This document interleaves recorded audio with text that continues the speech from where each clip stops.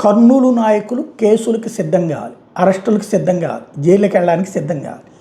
కర్నూలుకి సంబంధించి ఇప్పుడు ఆ ఎమ్మెల్యే విరూపాక్షి జైల్లో ఉండటం, బట్టలు చించింది తెలుగుదేశం కార్యకర్త, కానీ వైసీపీ ఎమ్మెల్యే మీద కేసు పెట్టి అరెస్ట్ చేసి జైల్లో పెట్టి నిస్సిగ్గుగా అనాలా, నిర్మోహమాటంగా అనాలా, లేకపోతే ప్రజాస్వామ్యాన్ని అపహాస్యం చేశారనాలా, అతన్ని అరెస్ట్ చేశారు, జైల్లో పెట్టారు.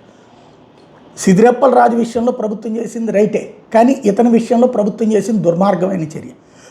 ఇప్పుడు ఆయన్ని పరామర్శించడానికి జగన్ వెళ్తుంటే జగన్కి క్రిందటిసారికి మళ్ళీ బందోబస్తు వదిలేయబోమని చెప్తూ మొన్న జరిగినటువంటి తరహాలో ఇప్పుడు జగన్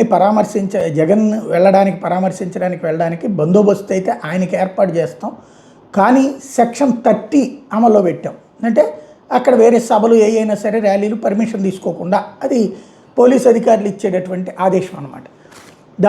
అదేది మామూలుగా అయితే కనుక విపరీతమైనటువంటి కార్యక్రమాలు ఉన్న సందర్భంలో లేదా ఏ థ్రెట్స్ ఉన్న సందర్భంలో సెక్షన్ 30 అమలు చేస్తారు. కానీ ఇప్పుడు అదో సహజసిద్ధం, కరెక్ట్గా జగన్ టూర్ అప్పుడు సెక్షన్ 30 అనౌన్స్ చేస్తారు. ఆ పర్మిషన్ లేకుండా ర్యాలీ చేశారు అన్నటువంటి జగన్ వచ్చినప్పుడు ఎగబడతారు, వెనకాల వస్తారు.